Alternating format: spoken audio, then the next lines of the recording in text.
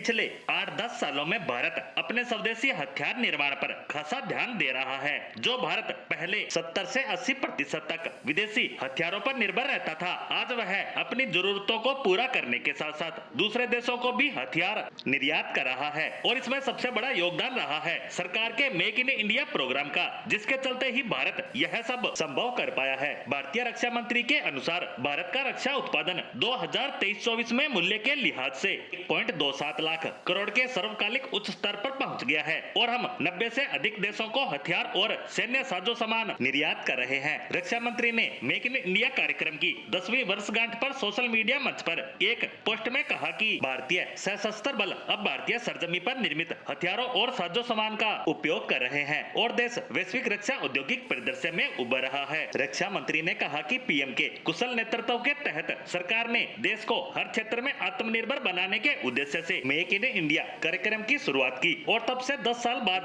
रक्षा सहित हर क्षेत्र में कई सुधार किए गए हैं। भारत दुनिया के रक्षा औद्योगिक परिदृश्य में उभर रहा है। विदेश मंत्री ने कहा, आज भारतीय सशस्त्र बल ऐसे हथियारों और साजो सामान का उपयोग कर रहे हैं जो हमारी धरती पर निर्मित है और हम 90 से अधिक मित्र देशों को रक्षा सामग्रियां निर्यात कर रहे हैं। बता दें कि पिछले कुछ वर्षों में सरकार ने घरेलू रक्षा उद्योग को बढ़ावा देने के लिए कई कदम उठाए हैं। इसका फोकस घरेलू रक्षा मैन्युफैक्चरिंग को बढ़ावा देना तथा विशेष रूप से चीन के साथ लगती सीमा पर स्थित क्षेत्रों में सैन्य तैयारियों को मजबूत करने का रहा है और इन्हीं सब प्रयासों के चलते भारत का रक्षा निर्यात 2023-24 में पहली बार 21,000 करोड़ रुपए के आंकड़े को पार कर गया और रक्षा मंत्रालय ने अगले 5 वर्षों में इसे बढ़ाकर 50,000 करोड़ रुपए करने का लक्ष्य रखा है। देखा जाए तो भारत अपने आप को वैश्विक स्तर पर बड़े हथियार निर्यातक देशों की श्रेणी में शामिल कर चुका है, लेकिन हम अभी भी विश्व में हथियार के सबसे बबड़े आयात को यानी हथियार खरीदने वाले देशों में से एक है। अनुमान के अनुसार भारतीय सशस्त्र बलों द्वारा 2029 तक पूंजीगत खरीद में लगभग 130 अरब अमेरिकी डॉलर खर्च करने का अनुमान है